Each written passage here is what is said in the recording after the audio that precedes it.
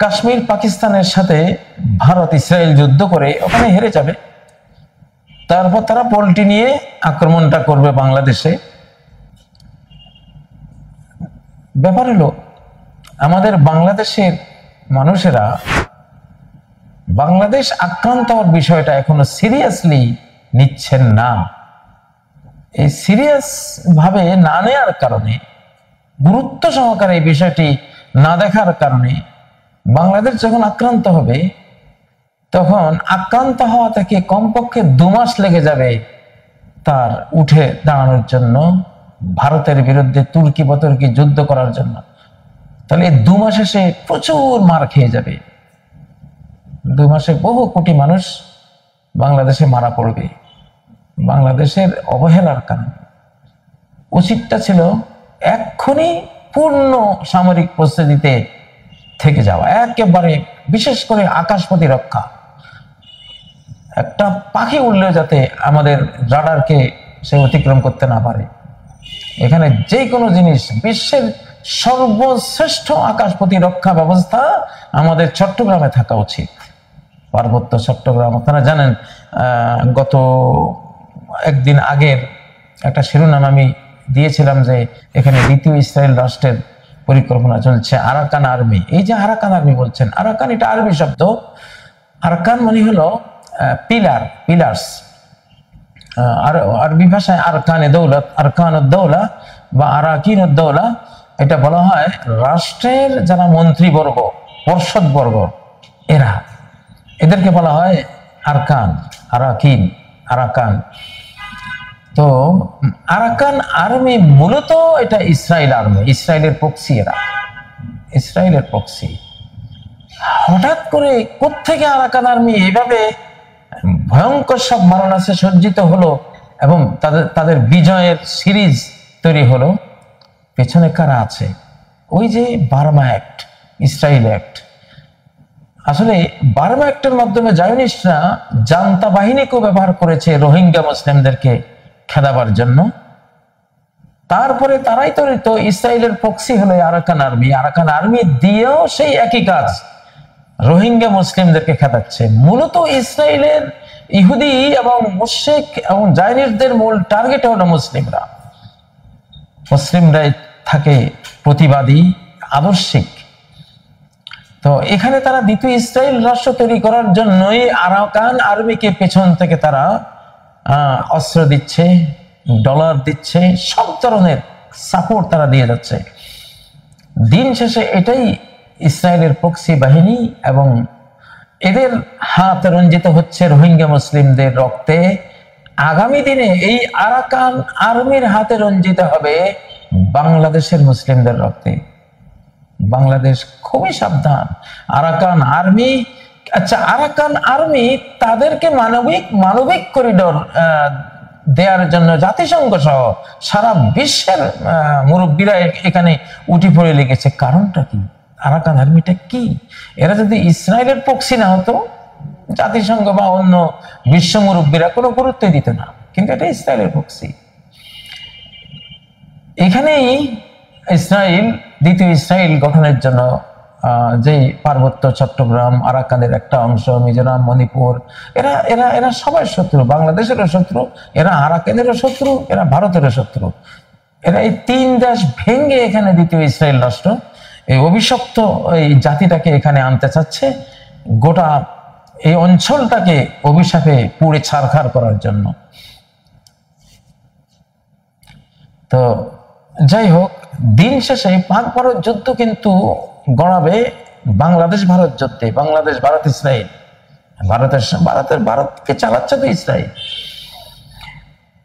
তো এটা পাকিস্তানে নাটকটা ঘটানো হয়েছে কারণ সেখানে সন্ত্রাসের অনেক অভিযোগ দিয়ে তারা অনেক বিশ্ব মুরব্বীদের মন কাটতে পেরেছে, অনেক কিছু করতে পেরেছে। সেজন্য জঙ্গিবাদের নাটকটা সেখানে করেছে। হ্যাঁ, বাংলাদেশে করলে এটা কেউ খাবে না, এটা কেউ বিশ্বাস করবে না, কিন্তু সেটা ঘুরিয়ে এনে ফেলা হবে এখানে। কারণ এদের মূল টার্গেট হলো মুসলিম নিধন।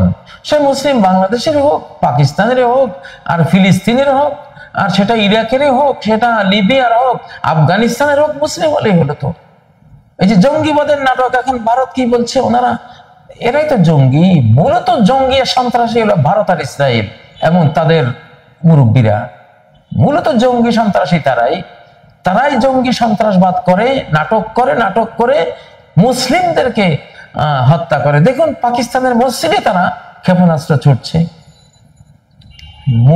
মোদি সাহেব, আপনি কতটা, আপনি এখন কি বলবো, আপনারা এখন শান্তি বাহিনী, আপনারা না, কত বড় সন্ত্রাসী আপনারা কত বড় সন্ত্রাসী। নিজেরাই নিজের জাতি অন্য জাতির মানুষকে খুন করে সেই খুনের দায় অন্যের উপরে চাপিয়ে আবার সেই অন্যদের অন্য কারা, পাকিস্তান মুসলিম একটা দেশ, সেখানে মসজিদে, সেখানে মাদ্রাসায় মারছেন, বলছেন কি আমরা জঙ্গিবাদীদের আস্তানায় আমরা আক্রমণ করেছি। একটু ধৈর্য ধরুন। জঙ্গিবাদী যে আপনারা, আলা ইন্নাহুম হুমুল মুফসিদুনা ওয়ালাকিন লা ইয়াশউরুন, আল্লাহ বলছেন এরা শান্তির পক্ষে, এই অশান্তি সৃষ্টিকারী হায়নারা, এরা দাবি করে, কত বড় জ্ঞান পাপী অভিশপ্ত, এরা দাবি করে যে এরা নাকি কিনা কয় শান্তির পক্ষে। আল্লাহ বলছেন আলা ইন্নাহুম হুমুল মুফসিদুনা, জেনে রাখো এরাই অশান্তি সৃষ্টিকারী, ফাসাদ সৃষ্টিকারী, অর্থাৎ সন্ত্রাসী, জঙ্গি, সব হলো এরা। ওয়ালাকিন লা ইয়াশউরুন, কিন্তু এদের অনুভূতি নেই, এরা তো মনুষ্যত্ব হারিয়ে ফেলেছে, পশুত্ব হারিয়ে ফেলেছে, এদের অনুভূতি আসবে কোথা থেকে? সূরা আল বাকারার 12 নম্বর আয়াতে এটা বলছে। তো যা খুব জটিল কুটিল একটা মালহামা, একটা বিশ্বযুদ্ধ কিন্তু স্টার্ট হয়েছে পাক ভারত যুদ্ধের মাধ্যমে। এটা ইসরায়েলি ব্রেন থেকে, জায়নিস্ট ব্রেন থেকে এসেছে, নাচতেছে এই দোলনায় আমেরিকা, ভারত আরো তাদের সহযোগীরা।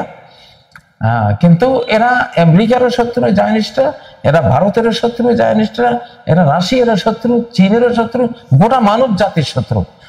তো এদের কাজই হলো, এদের সংখ্যা যেহেতু পৃথিবীতে আল্লাহ কমিয়ে দিয়েছেন 1,40,00,000 মাত্র, তাহলে শত শত কোটি যেসব জনসংখ্যার জাতি আছে, এদের চক্ষুসুর হলো তারা। সেই জন্যই এরা খুনের জন্য এই যুদ্ধের এখানে উপস্থাপনা এরা করছে, এদেরই ব্রেন থেকে এটা আসছে। তো যাক, আমার এখানে শিরোনামটা দেখতে পাচ্ছেন, এরা তো অভিশপ্ত, ইসরায়েল অভিশপ্ত, সাথে যে হিন্দুত্ববাদীরা মুসলিম হত্যা করছে এরা অভিশপ্ত। এর দলিল হলো সূরা আন-নিসা 93 নম্বর আয়াত, ওয়ামাই ইয়াকতুল মুমিনান মুতাআম্মিদা, যে ব্যক্তি বা যারা হত্যা করবে একজন মুমিনকে মুতাআম্মিদান, স্বেচ্ছায় সুপরিকল্পিতভাবে, তার 5টি শাস্তি। 1, জাযাউহু জাহান্নাম, তার প্রতিদান হলো জাহান্নাম। 2, তার শাস্তি হলো খালিদান ফিহা, চিরস্থায়ী সেখানে থাকতে হবে। 3, ওয়াগাদিবাল্লাহু আলাইহি, আল্লাহর গজব পতিত হয়েছে তার উপর। 4, ওয়ালানাহু, আল্লাহর অভিশাপ, লানত তিনি দিয়েছেন তাদেরকে। ওয়াআদ্দালাহুম আযাবান আযীমা, 5, মহা শাস্তি তাদের জন্য নির্ধারণ করে রেখেছেন। আচ্ছা, তাহলে এখানে লানাহু, তাহলে এরা যারা মুসলিম হত্যাকারী তারা কি মালউন, তারা অভিশপ্ত। আচ্ছা, অভিশপ্তদের রেজাল্ট কি? অভিশাপ, আল্লাহর অভিশাপ পড়লে সেই জাতির অবস্থা কি হয়? দেখুন সূরা আন-নিসার 12 নম্বর আয়াত, উলাইকাল্লাযীনা লা'নাহুমুল্লাহ, এরাই তারা যাদেরকে আল্লাহ লানত করেছেন। ওমাই ইয়ালআনিল্লাহু ফালান তাজিদা লাহু নাসীরা, আল্লাহ যাকে লানত করবেন তার কোনো সাহায্যকারী তুমি খুঁজে পাবে না।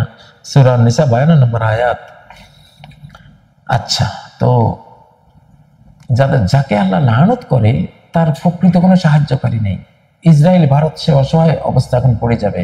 এরা মুসলিমদের খনি, এই খনিদের কাছে যেসব কোম্পানি অস্ত্র বিক্রি করবে তাদের কোম্পানি শুদ্ধ এখন গারত হয়ে যাবে, বরবাদ হয়ে যাবে। এই যে রাফালের কি দুর্গতি হয়েছে দেখুন, এই যে রাফাল 2-3টা মার খেয়েছে, ভূপাতিত হয়েছে, রাফাল কোম্পানির মার্কেট ধ্বংসের দিকে চলে যাবে, শেষ পর্যন্ত দেউলিয়া হয়ে। কারণ অভিশপ্ত জাতির সাথে তুমি যদি সাহায্য সহানুভূতির কেবল তৈরি করে দাও, অভিশপ্ত জাতির পক্ষে চলে যাও, তার অভিশাপের ভাগ তোমাকে নিতে হবে।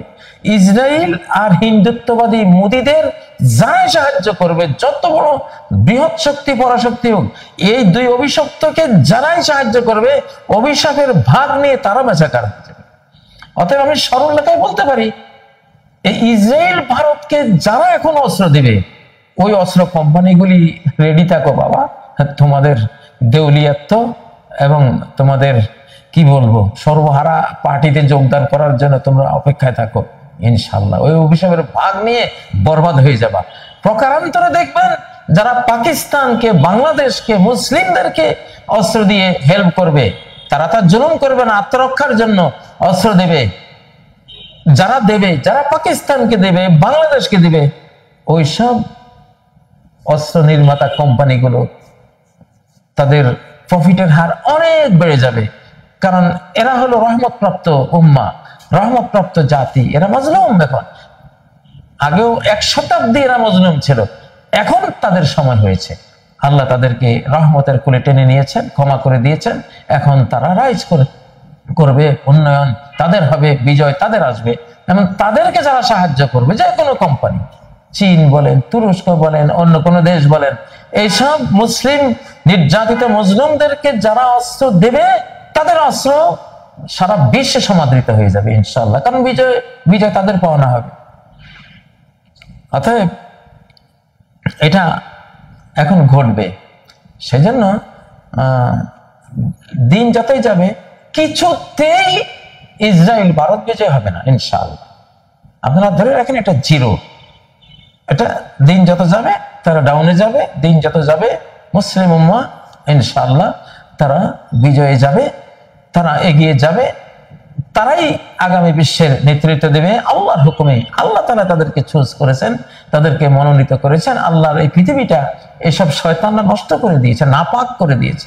বিগত 100 বছরে, 1টি শতাব্দীতে পৃথিবীর প্রতিটি ঘরকে তারা অপবিত্র করে দিয়েছে, মানুষের বেডরুম পর্যন্ত নাপাক করে দিয়েছে। স্যাটেলাইটের মাধ্যমে দুনিয়ার সমস্ত নোংরামি, অসভ্যতা, বেহায়াপনা, জিনা, ব্যভিচার এবং হেন অপকর্ম নাই যেটা তারা করে নেই, সারা বিশ্বে ছড়িয়ে দেয়।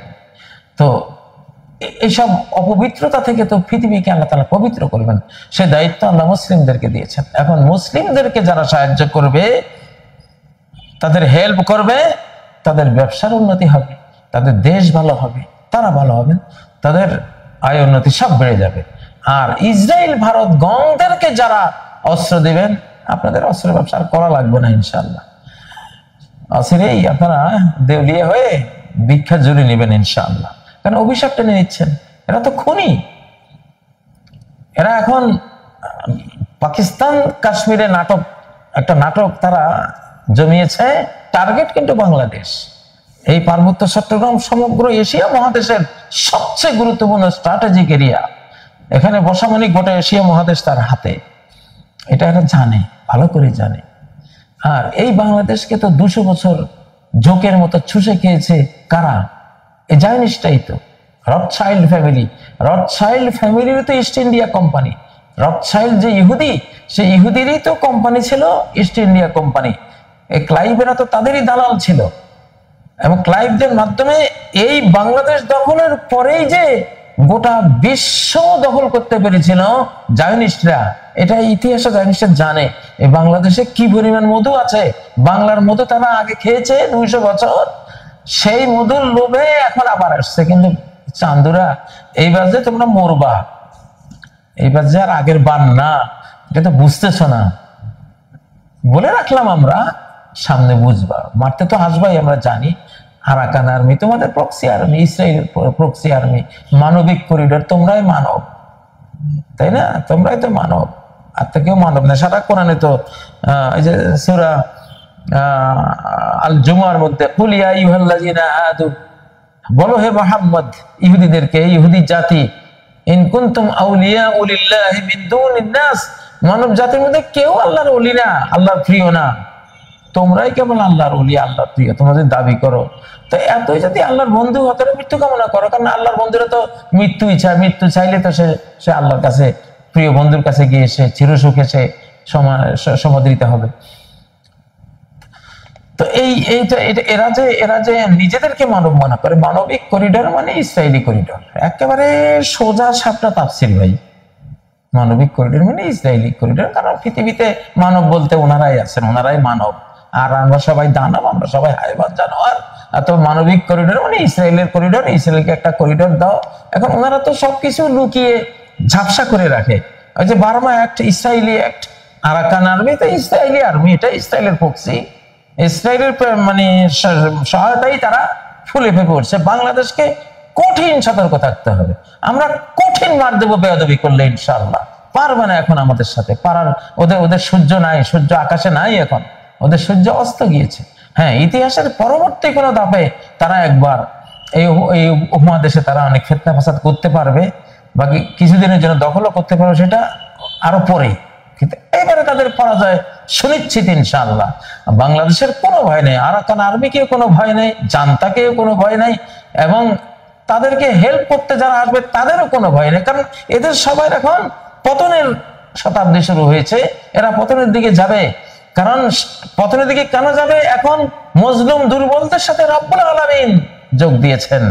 কাল্লা ইন্না মাইয়া রব্বি সায়াহদিন। দুর্বল মুসা আলাইহিস সালাম যেমন বলেছেন, কোশ্চেন কালেও নয়, আমার রব আমার সাথে আছে, তিনি আমাকে রাস্তা দেখাবেন। কিভাবে রাস্তা দেখিয়ে দিয়েছেন ইনশাআল্লাহ। এখন যে শতাব্দী 2024 পরবর্তী শতাব্দী শুরু হয়েছে, এটা মশা দিয়ে নমরুদ মারার শতাব্দী মনে করো।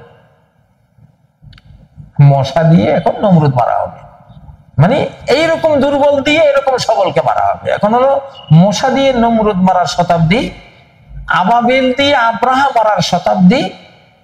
এখন হলো দুর্বল 300-350 মুসার জাতি দিয়ে লক্ষ লক্ষ ফেরাউন বাহিনী মারার শতাব্দী, সেই শতাব্দী শুরু হয়েছে।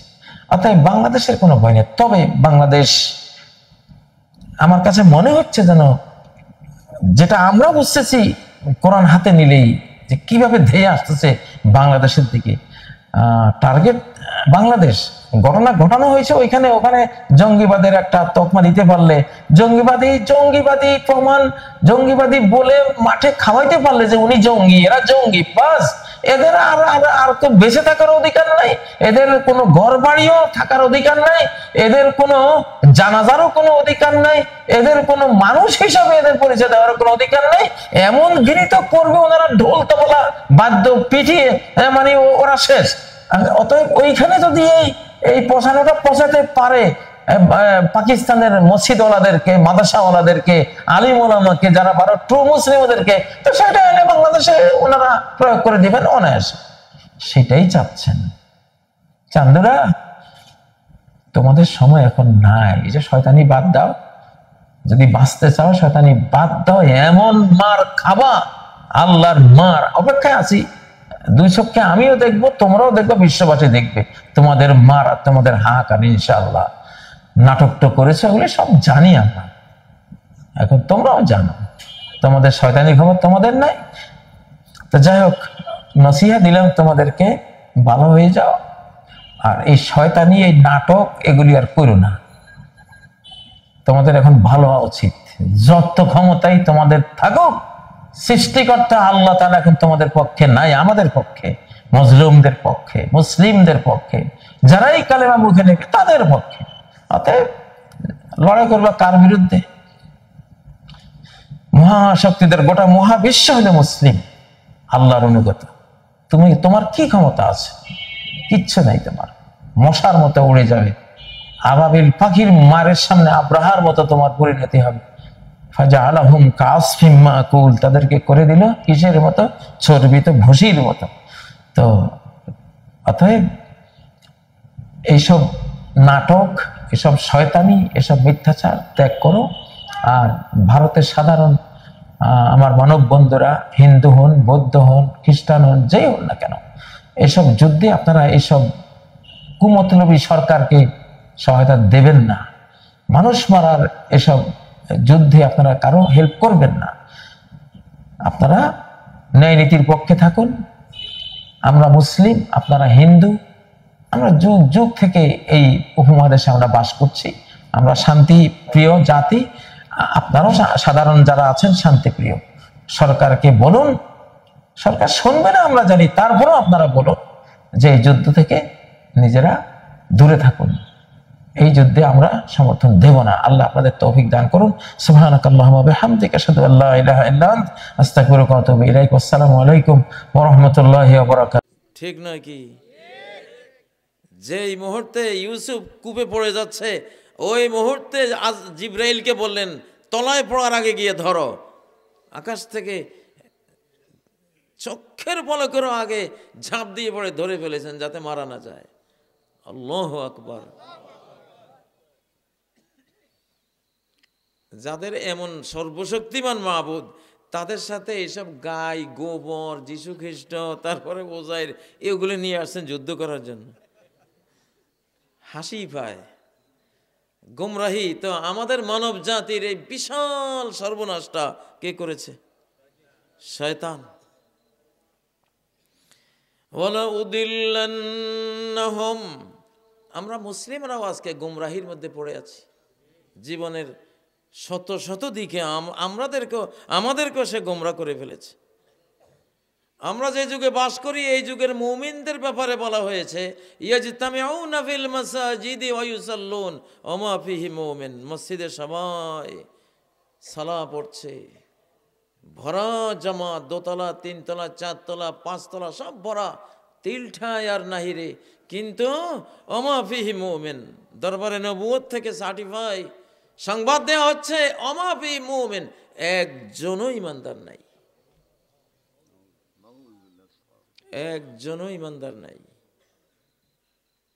সাহাবায়ে কেরাম বললেন ইমানটা হারালো কোথায়, কিভাবে, কখন হারালো? নবীজি বললেন এই যে আকালুর রিবা, গণহারে যখন হালাল মনে করে সুদ খাবে। ইস্তেহলালুল হারামে কুফরুন আকবার, যেই কোনো হারামকে হালাল মনে করা কুফরে আকবার, ঈমানই শেষ। এই জন্য আমি বলি যে আজ থেকে 100 বছর আগে যারা সুদ খেয়েছে তারা বেঈমান হয়নি, কারণ তারা সুদকে হারাম মনে করে খেয়েছে, গোপনে খেয়েছে, হারাম মনে করে খেয়েছে, হালাল মনে করে খায়নি। আর আজকে 100 বছর পরে সুদ যারা খায় তারা কাফের, কারণ তারা হালাল মনে করে খায়। সুদ খেলে কি হবে? এখন কি পৃথিবী চলে সুদ ছাড়া? দেশের শতকরা 90টা ব্যাংক সুদী ব্যাংক। হুজুর কি বলেন আপনারা? এগুলো বলে দেশকে পিছিয়ে দেবেন না, ঠিক না? সুদ এখন খাওয়া ফরজ, সুদ দেওয়া এখন ফরজ, জাকাত হলো এখন নফল, দিলে দিলে না দিলে নাই। এইটা না দিলেও কেউই কিছু বলবে না। সুদ না দিবেন সাথে সাথে পুলিশ হাজির। ব্যাংক থেকে লোন নিয়েছেন, আপনি সুদ দেবেন না, হ্যান্ডকাপ লেগে যাবে, কারণ সুদ এটা ফরজ। দাজ্জাল, ওই কানা দাজ্জাল, তার ইলুমিনাটি, তার যেই সংস্থা, গোপন সংস্থা, ওদেরকে দিয়ে চালায়। ওয়ালা উদিল্লান্নাহুম, গোমরাহি কিভাবে ছড়িয়ে দিয়েছে। যে এই যে প্রফেসর স্টিফেন, না উনি না, নামটা মনে আসতেছে না, যাই হোক নামটা বললাম না, পরে আরেক মাহফিলে বলবো ওনার নামটা। উনি বলছেন যে আগামী 2025 সালের মধ্যে সারা বিশ্বের অর্ধেক শিশু অটিজম ডিসঅর্ডারের শিকার হবে, এক ধরনের অ্যাবনর্মাল হয়ে যাবে। কারণ গোটা বিশ্বের যে এগ্রিকালচার নিয়ন্ত্রণ করে, এগ্রিকালচারাল যে সবচেয়ে বড় কোম্পানি মনসান্টো, সম্ভবত মনসান্টো কোম্পানি, বীজ যারা, খাদ্যের বীজ যারা নিয়ন্ত্রণ করে, বীজ যারা বানায়, ডাইরেক্ট দাজ্জালের ইলুমিনাটি সংস্থা ওই কোম্পানিকে নিয়ন্ত্রণ করে। এবং আলুর বীজে, ধানের বীজে, ভুট্টার বীজে, যে কোনো খাবারের বীজের মধ্যে এমন কেমিক্যালস সংযুক্ত করে দিয়েছে যাতে লং টাইমে গিয়ে এই খাবার যারা খাবে তারা হয় ক্যান্সারে আক্রান্ত হবে, না হলে অটিস্টিক হাবাগোবা প্রতিবন্ধী হবে, না হলে যে কোনো ধরনের ভয়ঙ্কর ধরনের ডিসঅর্ডারের মধ্যে আক্রান্ত হয়ে যাবে। আজকের কৃষকের কাছে কি বীজগুলো আছে? আগে যে কৃষকরা বীজ নিজে সংরক্ষণ করতো, এখন নাকি হবে না, ওনাদের থেকে আনতে হবে। কেন আনতে হবে ওনাদের থেকে? মনসান্টো কোম্পানি বিশ্বের বড় বড় কোম্পানিগুলিকে সে বীজ সাপ্লাই দেয়, আমার বীজ নিতে হবে। কি আছে তোমার বীজের মধ্যে, ব্যাপারটা কি?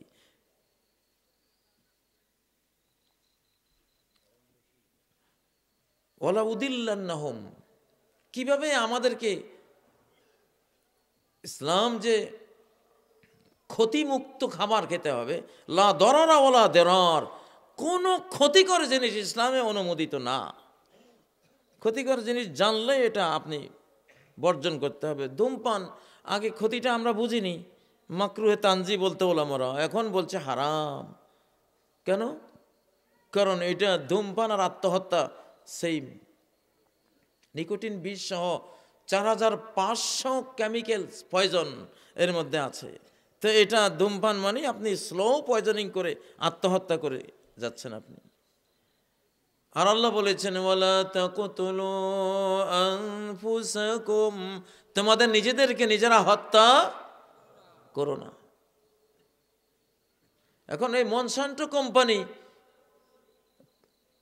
হাজার হাজার কোম্পানিকে সে বীজ সাপ্লাই দেয়, তার বীজ, যে বীজে এমন কেমিক্যালস দিয়ে দিয়েছে আপনি খেলে আপনি ক্যান্সার আক্রান্ত হবেন। কি খায় আজকে শিশুরা? মাছের মধ্যে কোনো স্বাদ নেই, সব আর্টিফিশিয়াল। শিশুকালে শশা খেয়েছিলাম, ছোট্ট চিকন, কি গ্রান। আজও সেই 1975 সালে যে শশা খেয়েছি, এখনো চেষ্টা করলে নাকে মনে হয় যেন গ্রানটা অনুভব করতে পারি। আজকে সেই চিকন শশাগুলো এখন এত বড় লাউ, এদেরকে দেখলেও লজ্জা পায় যে এটা কি।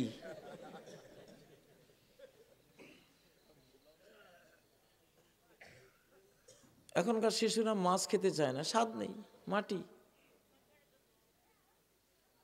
আমাদেরকে আমাদের শয়তান বলেছে এই যে এই আয়াতের মধ্যে, ওয়ালা আমুরান্নাহুম ফালা ইউগাইয়িরুন্না খালকাল্লাহ, আমি এমন বৈজ্ঞানিকভাবে সায়েন্টিফিকলি এমন কমান্ড করব ওদেরকে, আল্লাহর সৃষ্টিকে টোটাল ওরা চেঞ্জ করে দেবে।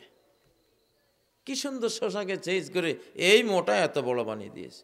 এতটুক মাগুর মাছকে কি না করে এত বড় মাগুর মাছ।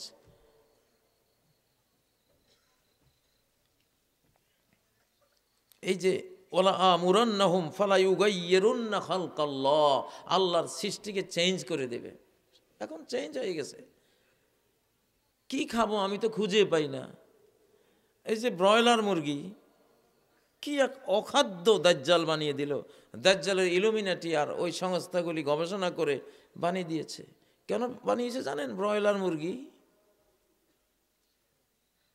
সেক্সুয়াল ডিসঅর্ডার তৈরি করার জন্য, যৌন বিকৃতি ঘটাবার জন্য। এদের কোনো সেক্স নাই। ব্রয়লার মুরগি যে খাবে, এই মুরগি খেতে খেতে দীর্ঘদিন খেলে পুরুষ নারী থেকে আস্থা হারাবে, আকর্ষণ হারাবে, নারী পুরুষ থেকে আকর্ষণ হারাবে, পুরুষ পুরুষের প্রতি আকৃষ্ট হয়ে পড়বে, নারী নারীর প্রতি আকৃষ্ট হয়ে পড়বে, পুরুষ পুরুষকে বিয়ে করবে, নারী নারীকে বিয়ে করবে। এইটা হলো ব্রয়লার মুরগির শেষ ফল। যেটা দাজ্জালের ডাইরেক্ট যে দুই রাষ্ট্র, ইসরায়েল আর আমেরিকা, সরাসরি দাজ্জালের পরিচালিত দুইটা রাষ্ট্র ভিতে হযরত আলীর বর্ণিত ওনার নিজস্ব যে হাদিসের কিতাব আছে, কোরআন থেকে 3 গুণ বড়, যেটা শিয়াদের হাতে যাওয়াতে সুন্নিরা পড়ে না, পড়া উচিত। ওই বইতে আছে যে নাজমাত বানি ইসরাইল তাবতালে নুজুম 50, যে 50 তারকা খচিত যে বিশাল রাষ্ট্র, সেই রাষ্ট্রকে গিলে ফেলবে বানি ইসরাইল রাষ্ট্র নামক আরেক তারকা। সেই 1450 বছর আগের হযরত আলীর বর্ণিত হাদিসের বক্তব্য। ওরা চালায় এদেরকে, এমন মুরগি খাওয়াচ্ছে আপনাকে। মুরগি খেয়ে সেদিন আমাকে কে জানি প্রশ্ন করলো যে হুজুর, সে নারীর প্রতি কোনো আকর্ষণে বোধ করে না, সে পুরুষের প্রতি আকর্ষণ বোধ করে। অলরেডি এটা তো রাষ্ট্রীয় পার্লামেন্টে আইন পাস হয়ে পৃথিবীতে চালু হয়ে গেছে। ব্রয়লার মুরগি খাবেন? আমি জানি না ওই কোম্পানি আবার আমাকে নিয়ে কি শুরু করে। এমনি তো চামড়া নাই শরীরে, এগুলো বলার কারণে আমার চামড়াই নাই।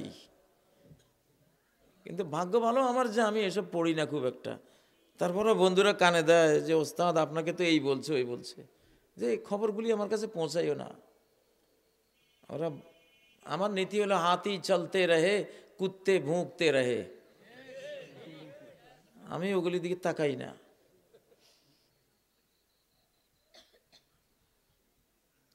ওদের প্রোডাক্ট, এই যে ডার্ক সাইটে টাইপের বিশাল বিশাল কোম্পানির প্রোডাক্ট, ওই যে ডক্টর প্রফেসর যে বলেছেন যে অর্ধেক শিশু অটিজমের শিকার হয়ে যাবে, অ্যাবনর্মালের পর্যায়ে চলে যাবে। আপনি কোকা কোলা, তারপরে কনফেক্ট, তারপরে পেপসি, ফান্টা, আপনার অ্যাকুয়াফিনা, এগুলি সব ওদের প্রোডাক্ট। প্রত্যেকটা প্রোডাক্টে এমন কেমিক্যাল দেয়া থাকে যাতে আপনি বন্ধ্যা হতে পারেন। এদের মূল মিশন হলো পৃথিবী থেকে বিপুল মানুষের জনসংখ্যাকে ধ্বংস করো, থাকবে 1 কোটি বা 1.5 কোটি ইহুদি, আর তারা যে কয়জনকে কন্ট্রোল করতে পারে ওরা, আর বাকিরা না। বিশ্ব জনসংখ্যা ধ্বংস করার জন্য প্রথম বিশ্বযুদ্ধ ইলুমিনাটিরা মঞ্চস্থ করেছে, দ্বিতীয় বিশ্বযুদ্ধ ইলুমিনাটি দাজ্জালের সংস্থা মঞ্চস্থ করেছে, এখন তৃতীয় বিশ্বযুদ্ধ তো একেবারেই শুধু আল্লাহ কেন জানি বাঁচিয়ে বাঁচিয়ে রাখছেন, কিন্তু কদিন আল্লাহ বাঁচাবেন জানি না। ওরা জনসংখ্যা রাখবে না, যুদ্ধের মাধ্যমে জনসংখ্যা ধ্বংস করে দিচ্ছে। ইরাকের 30 লাখ নাই, সিরিয়ার 25 থেকে 30 লক্ষ নাই, বসনিয়া হার্জেগোভিনায় 10 থেকে 15 লক্ষ নাই, এখানে রোহিঙ্গায় নাই। এগুলি টেস্ট কেস। যারা যুদ্ধবাদী মানুষ পৃথিবী থেকে বিপুল মানুষের জনসংখ্যা ধ্বংস করতে চায়, এরাই কন্ডম তৈরি করে জন্ম নিরোধের মাধ্যমে মানবের জনসংখ্যাকে বিপুলভাবে তারা ধ্বংস করতে চায়। কন্ডমও সেই কোম্পানিগুলির বানানো। এবং বিল গেটস ভ্যাকসিন যেটা, সেটাও তাদের তৈরি। আর এইসব খাবার